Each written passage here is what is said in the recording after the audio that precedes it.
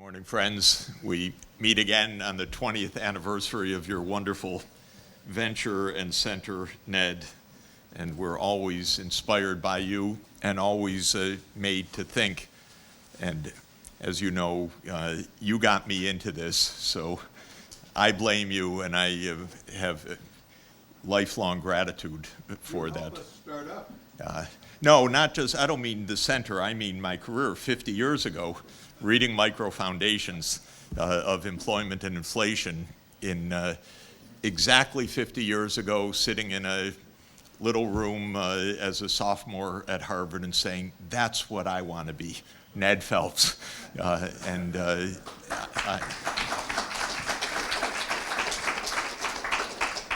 So it's really a joy. I think if we could put the slides up.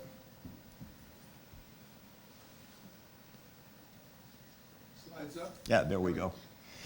I want to talk about the big picture, which Ned always bids us to do, and that means the world, and why I believe that we're at a time of a fundamental change of politics. And by politics, I mean all dimensions of collective action. In economics, of course, politics is essentially about meeting public goods. Public goods change over time because of changes in the human condition, in technology, in scale, in the nature of the challenges.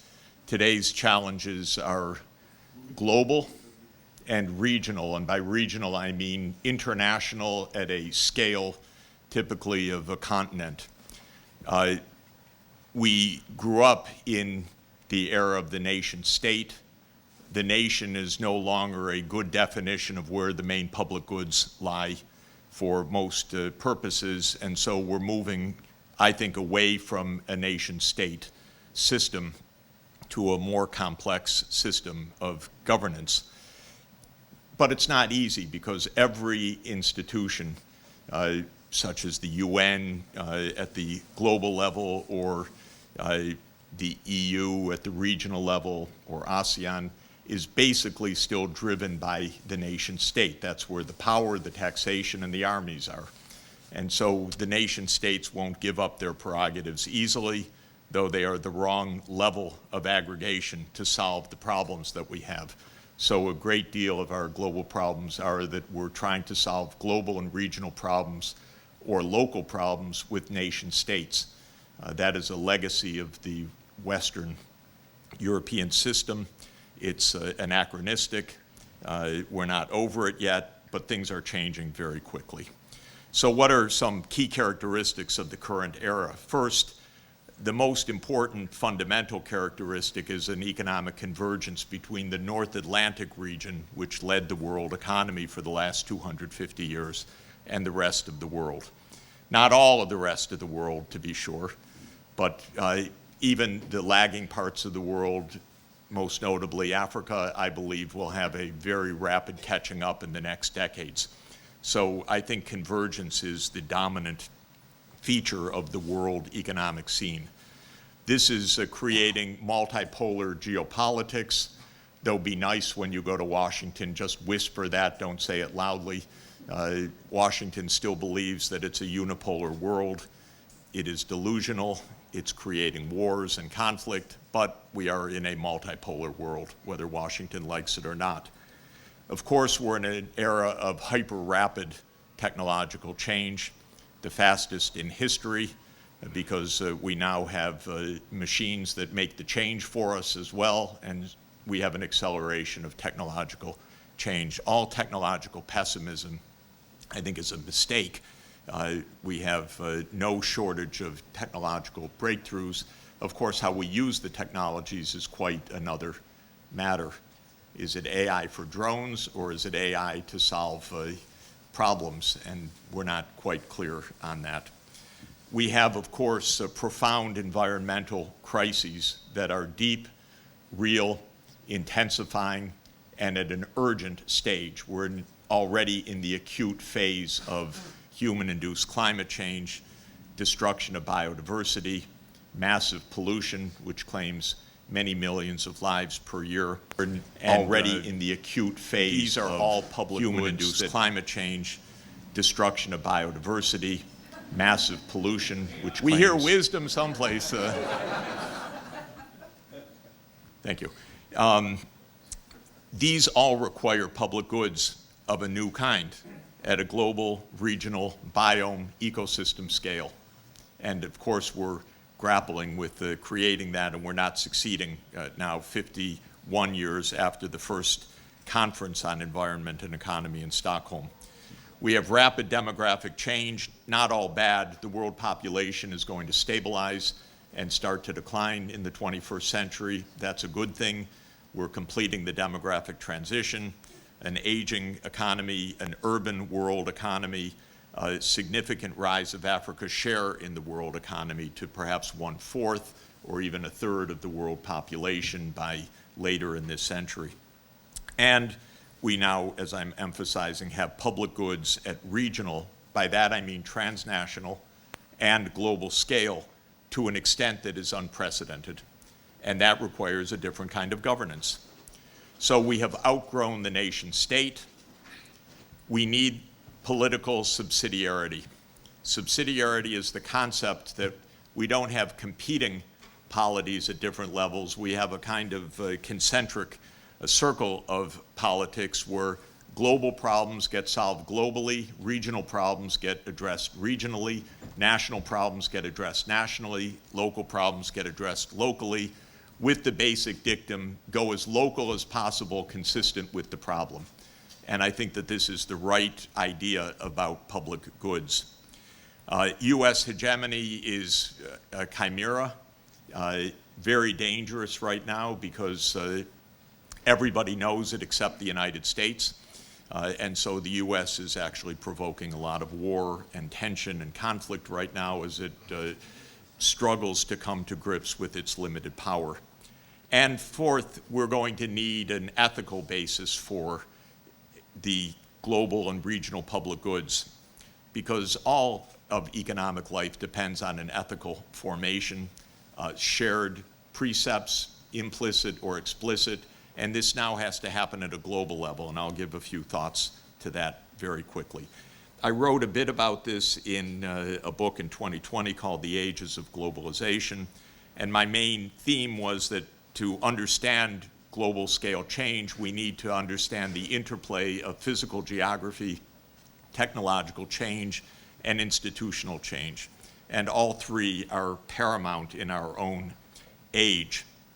And of course, as a materialist as I am, I believe that human history has essentially been paced by technological breakthroughs and essentially in energy, food, transport, and data. Data defined broadly to include computation, transmission, storage of information. And the major eras of human change are eras of breakthrough. Fire was the first era that enabled us to have larger brains, so the encephalization came with the harnessing of fire, the harnessing of agriculture, the domestication of the horse, the discovery of how to mobilize wind and water power already 2.5 to 3 millennia ago. Of course, the breakthrough with fossil fuel, with the steam engine in the 18th century, with the electric dynamo in the 19th century, nuclear age, and so forth. So all of this is to say we are very much paced by large technological changes. The dominant technological changes of our day came out of the wonderful imagination of Alan Turing and John von Neumann and the architects of the digital world with the transistors and integrated circuits, and this is a deep transformation that is propelling us today. So in good classical Enlightenment form, I approach this as a stadial theory of change, meaning you make stages. I designate 7 stages. I won't go through them in this brief period, but each is paced by major technological change, which gives rise to political change. It creates city-states or nations or empires or transoceanic empires. And we are in another phase of fundamental political change. So just a word about the geography of long-term development. An unbelievable amount of economic development takes place between these narrow latitudes because they are favored with the lucky fortune of a band of east-west geography of temperate and semi-arid zone steppelands and temperate agriculture, which encompassed typically 70 or 80% of the world population and almost all of the technological changes in history, and the major empires line up incredibly along this line throughout history. So in most of human history, Asia was, from as far back as we know it, the most populated part of the world, 65 to 70% of world population. China and India have been giants in population for 2 millennia at least. And for most of that time, per capita income didn't vary so much as we know, and I'm using Angus Madison's famous estimates here. It meant that these shares of output more or less tracked the shares of population, with the modest variation for different periods, like the Song Dynasty being a particularly prosperous period in China, for example. But aside from the ups and downs, Asia was the center of gravity of the world system. Then, of course, this began to change very gradually after the beginning of the 16th century in the so-called Age of Discovery or Age of Conquest, and it really took off after the end of the 18th century because of the steam engine, fundamentally, the era of industrialization. And since that came to England first, England used that to conquer much of the world. Just to say, as everybody knows, it is the great accident of history that Europe became the first to industrialize and to conquer Asia, because it was absolutely far more likely, I'd say something like 10 to 1 in favor of China in the 15th century, that it would go the other way. China was very close to discovering the sea routes to Europe and even possibly to the Americas across the northern Pacific. But in 1434, the single worst economic policy mistake in human history was made when the mandarins at the Ming court scrapped the Chinese fleet and just ended what was the mega age of discovery and oceanic transport of the giant fleets of Admiral Zheng He. Absolutely no deep reason for it. It was a catastrophic mistake. The next time the sea routes were opened between Europe and Asia was Europeans going to conquer Asia, not Asians going to explore and trade with Europe. So Columbus and Vasco da Gama. And my favorite lines from The Wealth of Nations, which is a remarkably wonderful and humane book, as well as a brilliant treatise. But my favorite part is this. Adam Smith says, "The discovery of America and that of a passage to the East Indies by the Cape of Good Hope," that's 1498 and 1492, "are the two greatest and most important events recorded in the history of mankind." Big statement. Not bad. Connecting the whole world by these two oceanic voyages. Their consequences have already been very great, but in the short period of between 2 and 3 centuries, because Smith is writing in 1776, which has elapsed since these discoveries were made, it is impossible that the whole extent of their consequences can have been seen. And then what's wonderful about Smith in the Scottish Enlightenment is he points out that while this was generally a beneficial fact to unite the world, it was disastrous for the native inhabitants of the East and West Indies, he says, because he says that they were relatively weak at the time. He didn't understand that they also brought pathogens of the old world to the Americas that wiped out the population. So Smith could not have understood that. but he did understand conquest. And he said something incredibly humane at the end, which I think marks him as one of the great thinkers of modern times. He said, hereafter, perhaps, the natives of those countries may grow stronger, or those of Europe may grow weaker, and the inhabitants of all the different quarters of the world may arrive at that equality of courage and force, which by inspiring mutual fear can alone overawe the injustice of independent nations into some sort of respect for the rights of one another. But nothing seems more likely to establish this equality of force than that mutual communication of knowledge and of all sorts of improvements which an extensive commerce from all countries to all countries naturally, or rather necessarily, carries along with it. So what Smith is saying is, in the future, there's going to come an equality because trade is going to carry knowledge, technological improvement, and an equality of force. Basically, we are 250 years after Smith's writing, and that prediction has come true now. So Smith was in the middle of a 500-year period. 500 years ago, Asia in the lead and the center of gravity and in the technological lead. Europe becomes the agent of change. The steam engine, a reflection of that, not something that came out of the blue, but came out of Francis Bacon and Isaac Newton and empire. But it came out of a Glasgow workshop, the condenser on James Watt's steam engine. And there came a new European and North Atlantic-led world. But as Adam Smith said, eventually trade will rebalance, and that's the convergence that we're seeing now.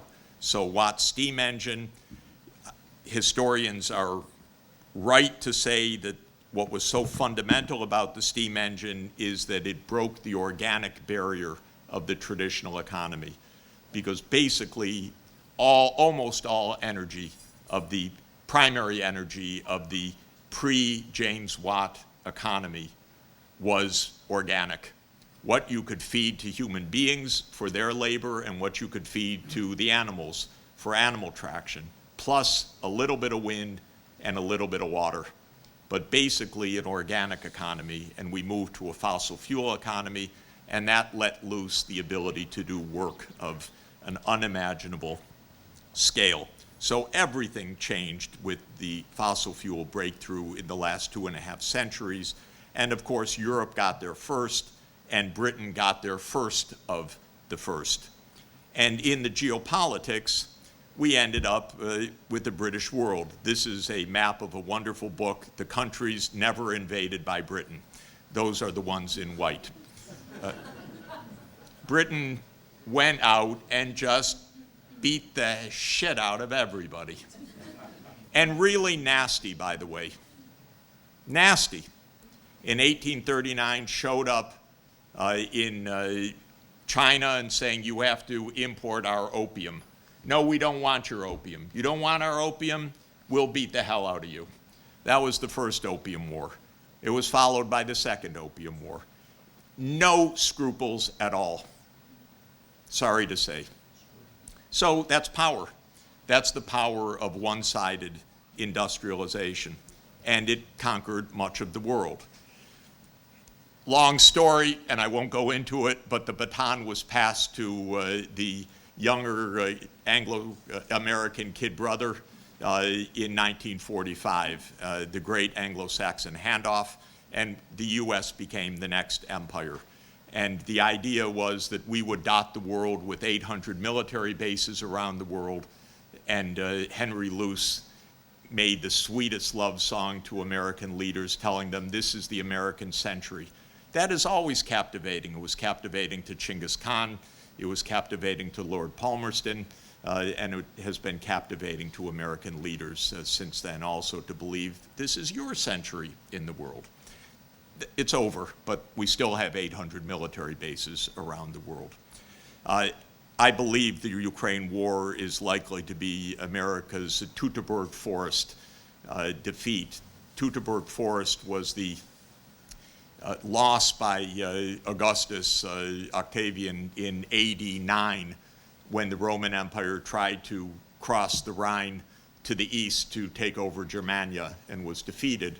It didn't end the Roman Empire. It just told them, this is a limit, and you're not going beyond that limit. And the United States is going to learn a limit that NATO doesn't just expand at US will.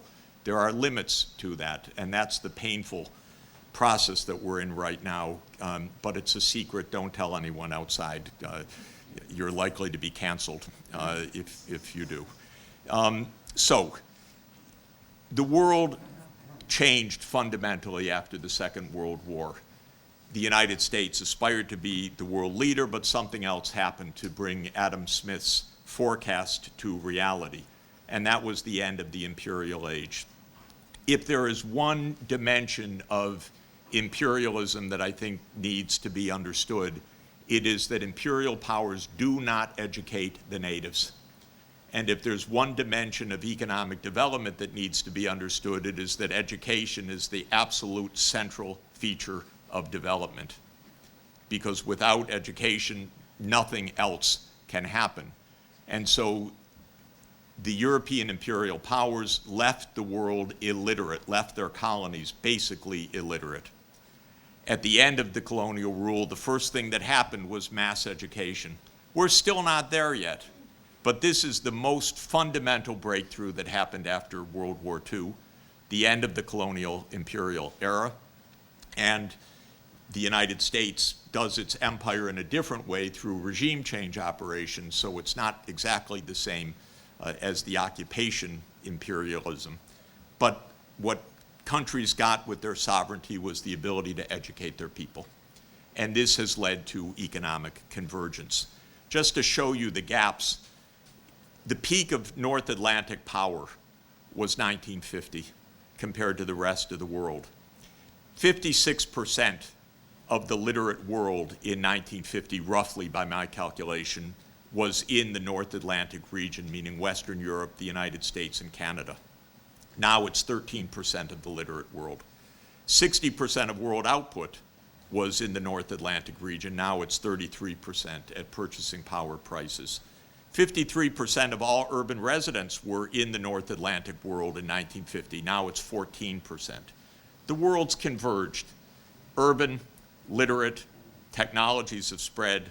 Adam Smith was right that trade was actually the fundamental carrier of this. It was when China opened up that the acceleration of technological change came so fast to China. It was Japan that invented this process of rapid infusion of technology in the Meiji Restoration in 1868, and then again after World War II in its rebuilding. So we now see that Asia and the North Atlantic regions have crossed paths, again, using Madison's data, updated by IMF data. The North Atlantic was the dominant power until this gap started to close in 1950. And by around 2010, Asia is now larger than the North Atlantic region. This is the real change of the world. We know that the BRICS, even before the recent expansion to 6 more countries, were already larger than the G7. That's a transformed world. And China, of course, overtook the US in GDP measured at purchasing power parity around 2014. But China is still much poorer per capita, maybe a third, but with more than 4 times the population. So this is the reason that China is a larger economy. So I want to argue very briefly that we're in a new age which I call the age of sustainable development. We're there in part because the scale of economic activity and a population 10 times the size of when Thomas Robert Malthus wrote The Principles of Population in 1798, which was then about 900 million people, and today 8 billion people, now has put so much pressure on the physical environment that we are in urgent need of global public response to climate, biodiversity destruction, loss of ecosystem functions, and so forth. And the world adopted goals addressed to this. It's fitfully trying to achieve them. Today at the UN, this very day is the midpoint review of the Sustainable Development Goals. They're way off track, nice objectives not being achieved, mainly because the United States and other rich countries don't care at all about it. And so the world governance is not organized to achieve these goals at this point.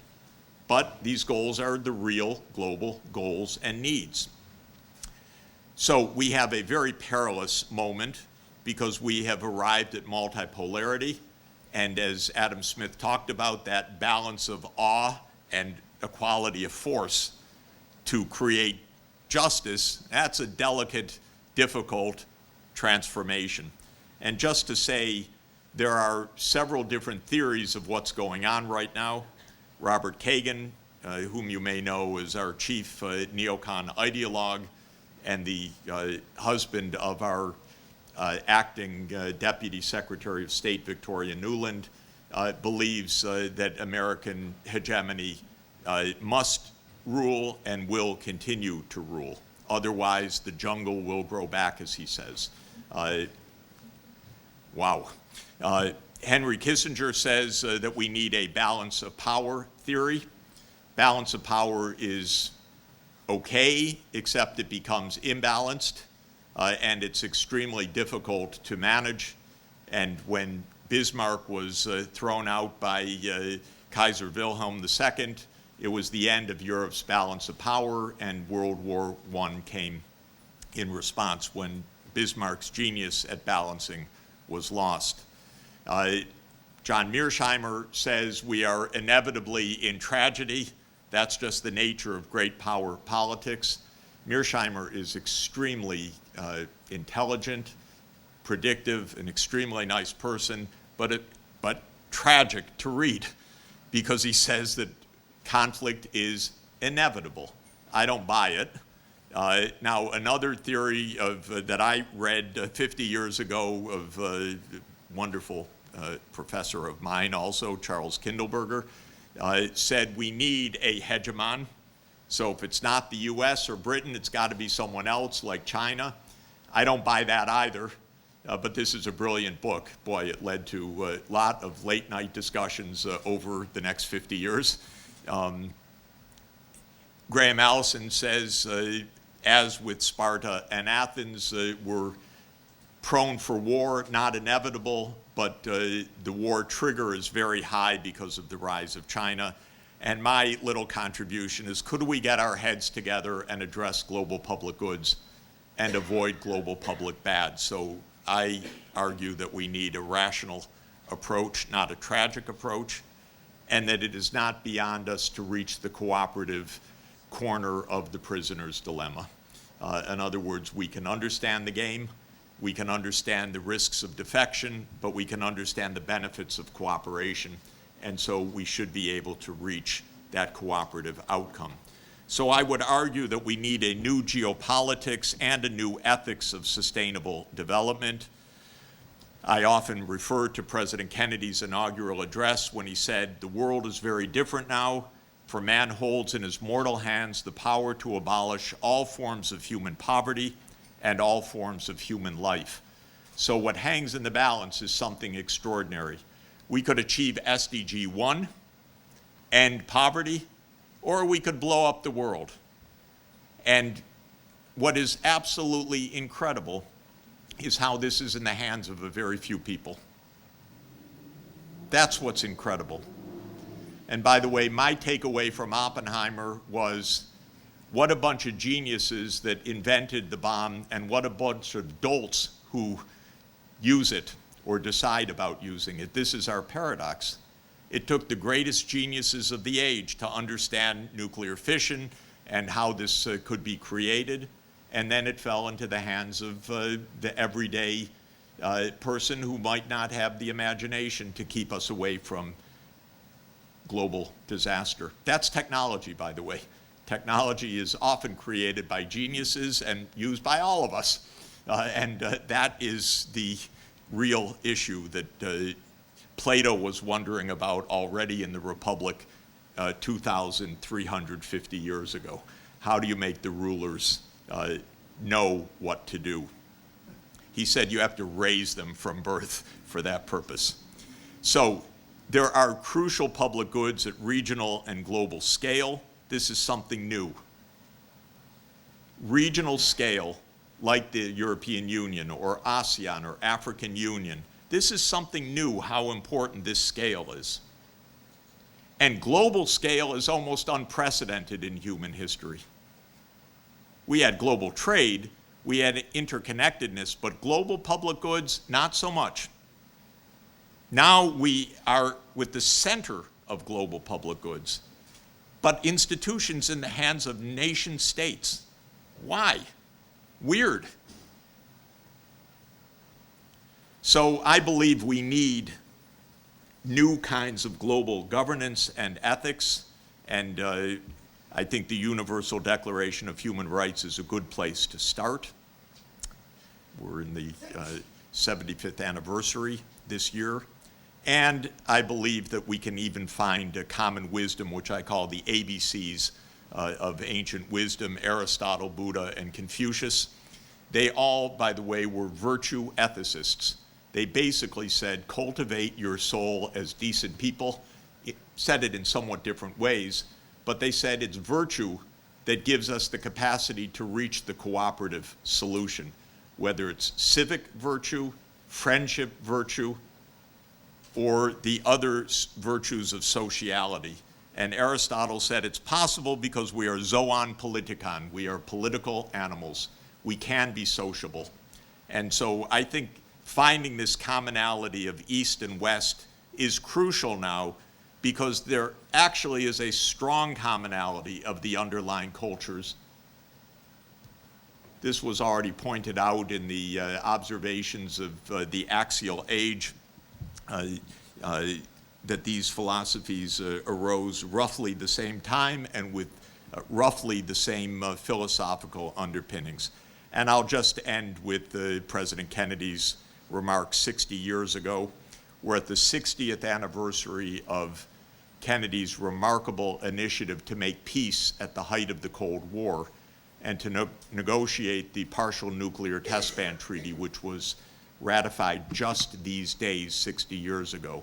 Kennedy may well have been killed for it because rogue elements of the US government hated him for his peace initiatives, and I believe that this is probably what did him in. But he made wonderful observations about peace, and I'll just end with his most beautiful words. So let us not be blind to our differences, but let us also direct attention to our common interests and to the means by which those differences can be resolved. And if we cannot end now our differences, at least we can help make the world safe for diversity. For in the final analysis, our most basic common link is that we all inhabit this small planet, we all breathe the same air, we all cherish our children's future, and we are all mortal. Thank you very much.